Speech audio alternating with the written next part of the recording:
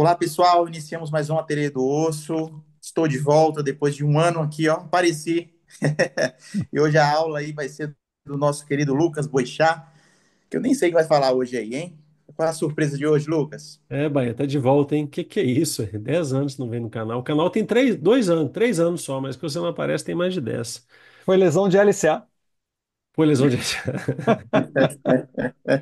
Aqui, o tema de hoje eu achei um troço super interessante. Eu estava montando uma aula de casos clínicos em cima de ombro. E aí me deu essa ideia. Eu falei, pô, bicho, tem um troço muito interessante para eu falar para vocês aqui. E, e é a partir do impacto subacromial. Então, o impacto é uma coisa que muita gente conhece, algumas pessoas já ouviram falar, né? É, E eu vou usar esse aqui para tentar trazer uma realidade ainda maior, uma questão ainda maior. Então, primeiro, o impacto subacromial. Ele é uma realidade, ô Bahia? Você que é fisioterapeuta ou ele não existe? O impacto subclavial, hein? Ah, Pela minha vivência, ele é uma realidade. então tá Tem alguma bom. Então vamos surpresa aí lá. que eu estou precisando aprender? Vamos lá. Eu vou ter que beber para combater essa aí. Bom, Pô, pergunta pra mim, pô. seguinte, você não sabe de nada de ombro, não, só. O que que você acha? Realidade ou não? Não, é mito. Isso daí é um mega mito. Eu Mas, tô querendo Baqui, engalobar a gente, né? aí foi sacanagem também, hein? Você vê que isso é só para Sacanagem mandar para comigo. fisioterapia mesmo, Fez, né? aí fez a deixa de defender, Marcelo foi logo no mito. Vai lá, vamos lá. Bom, gente, então a história do impacto ela é muito interessante. A primeira descrição disso eu nem encontrei o nome de quem foi. Foi 1852, falou dessa possibilidade do impacto, que eu já falo o que que é. Mas o negócio popularizou mesmo com esse senhorzinho, esse velhinho simpático aqui, que é o Charles Nier. Ele é considerado um dos pais da cirurgia de ombro dentro da ortopedia. E em 1972 ele publica esse artigo aqui, que mal é um artigo, é um relato preliminar sobre uma cirurgia de acromioplastia para o tratamento do impacto crônico no ombro. E nesse artigo, e ele começa a relatar os primeiros casos dele, ele sugere que 95% das lesões do manguito rotador são causadas pelo impacto.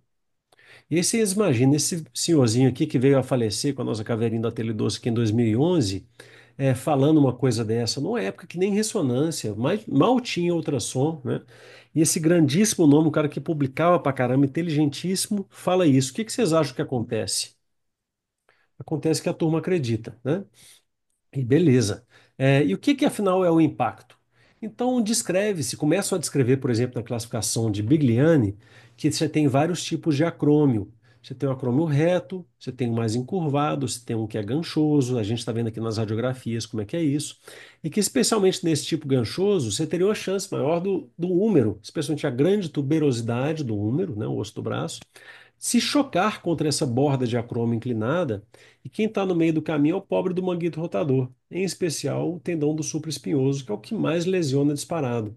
E começam a descrições sobre isso, de como é que a dor do impacto, por exemplo, ela acontece aqui, ó, entre 45 e 120 graus de elevação do membro, né? Que lá em cima seria outras coisas, lá embaixo não dói. Então, se tem dor aqui, deve ser isso. Beleza? Isso foi descrito e, bom, acreditamos, legal, né? E aí começa a coisa a crescer, né? Isso aqui são imagens da internet atual, que eu coletei rapidamente no Google Images, né? Os melhores exercícios para o ombro, para o impacto do ombro. O que que você deve fazer? Tá lá o fisioterapeuta mostrando, vai lá o médico dar uma opinião, né? E então o fisioterapeuta intervindo aqui, os médicos, os ortopedistas intervindo aqui. Olha que coisa incrível. Do ano 2000 a 2010 teve um aumento de 746% de cirurgias de descompressão subacromial, tá? Num jornal importante, o Bone and Joint Journal, né? É, pelo autor aí, Judge, em 2014, exatamente o juiz, né? O juiz que veio para julgar essa causa aí, né? E o que que faz na cirurgia, né? Eu acredito que até o aumento não seja só culpa do impacto, mas da artroscopia ter virado uma coisa muito mais difundida. Então você vai lá e você pode até reparar a lesão do tendão, do manguito, e tirar um pedaço ou toda, tentar tirar toda a bursa que fica inflamada. Mas se tem impacto, nós temos que resolver o impacto. Arranca um pedaço do acrômio, tira essa possibilidade de um osso bater contra o outro, né? Vamos atacar o culpado. Certo? Não parece tudo muito bem, né? Pô, legal, né?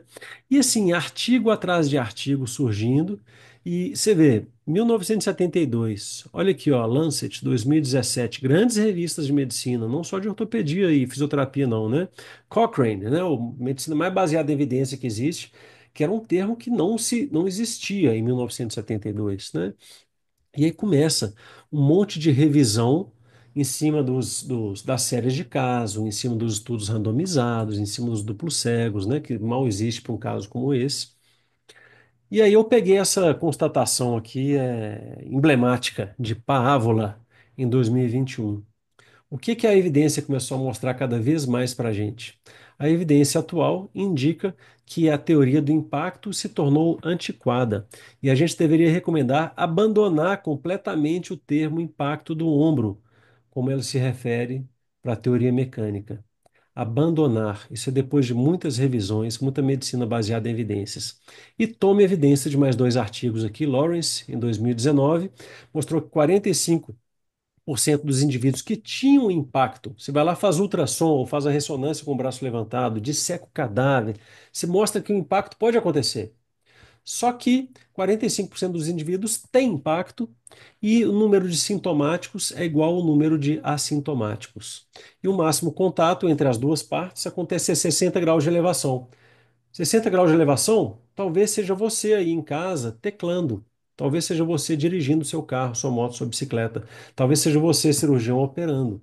Ou seja, boa parte do dia a gente está, na verdade, assim. E cadê a dor do impacto em 45% das pessoas? Não acontece, ou acontece na minoria. E Parker, em 2020, sem diferença, já é um estudo totalmente biomecânico, sem diferença entre o que existe desse espaço subacromial, né, entre o acrômio e a cabeça do úmero, e dor, ou melhora da dor. Ah, tem pessoa que tem um espaço menor, está predisposta ao impacto, certo? Não vale de nada. Não vale de nada isso aí que se pensava, né? E agora, o que que a gente faz? 40 anos de prática, quase 50 anos de prática, vamos jogar esse troço no lixo? O que que vocês acham? Bom, primeira coisa é o seguinte, né? O que que a gente vai fazer com os testes de impacto, então? Nós vamos ter que melhorar o exame físico. Vamos Tem examinar teste de essa impacto que galera. dói? Teoricamente, você Dói. teria um sinal, né?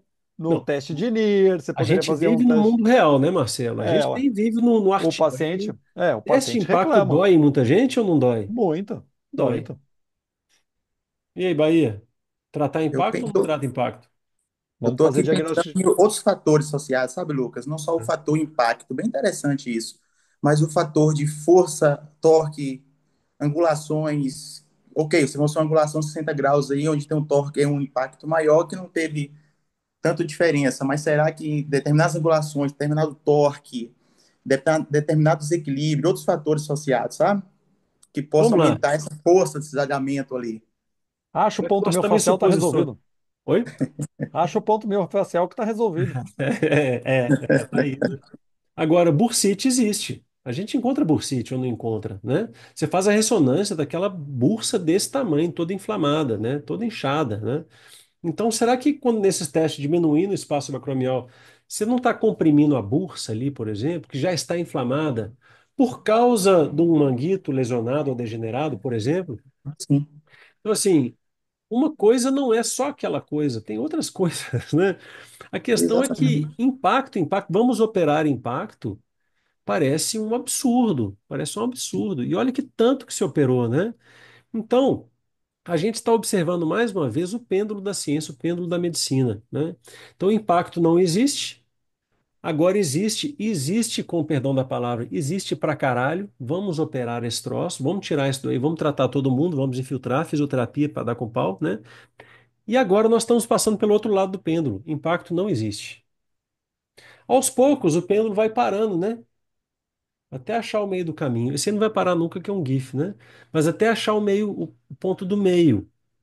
Nós temos que descobrir qual que é o ponto do meio. Pode ser mais inclinado para um lado ou para o outro. Mas o objetivo daqui, dessa discussão, eu trouxe isso aqui não para falar de impacto. Eu trouxe isso aqui e eu estou lendo Os Irmãos Karamazov, né, do Dostoiévski, um clássico aí da literatura mundial, né? E me caiu na cara essa semana essa frase.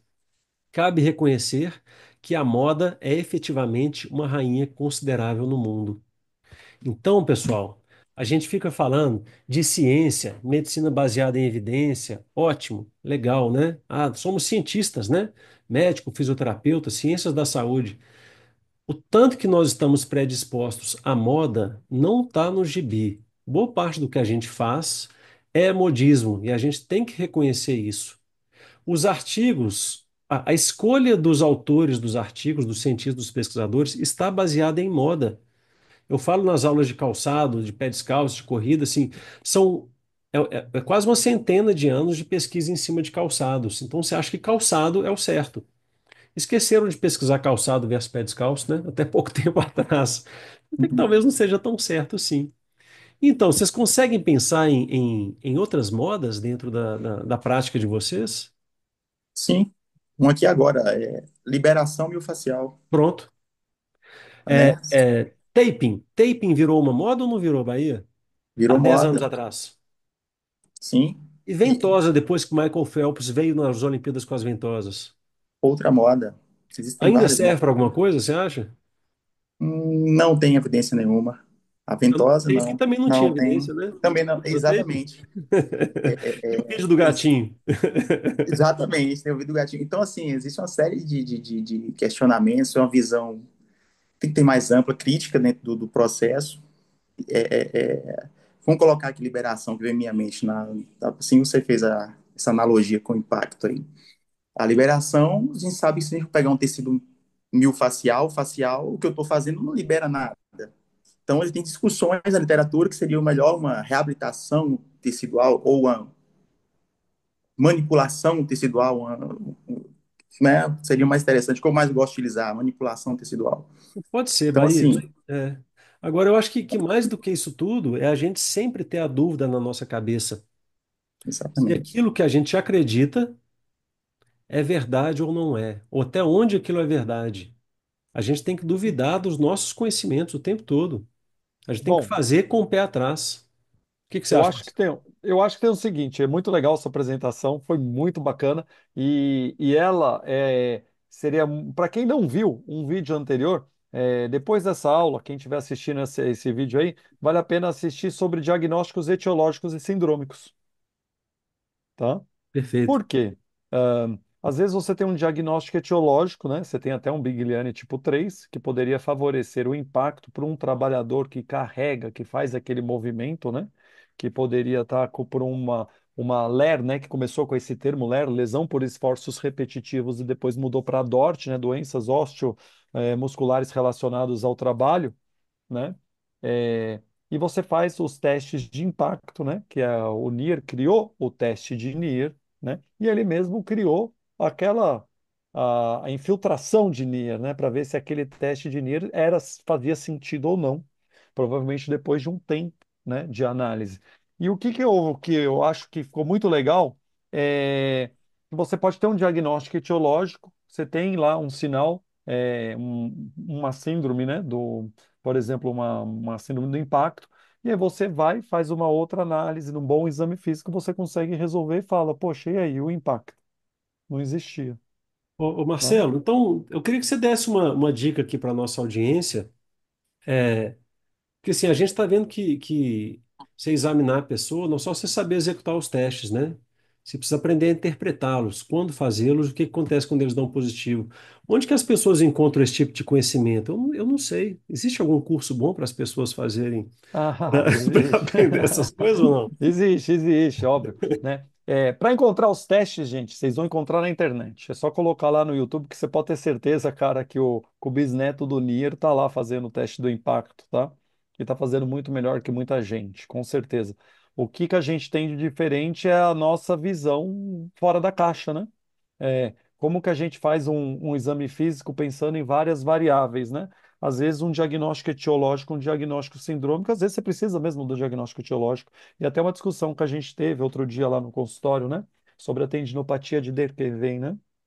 Então, que uma cirurgia resolve, né? Você falou assim, poxa, é uma cirurgia, cara, que é um filé, né?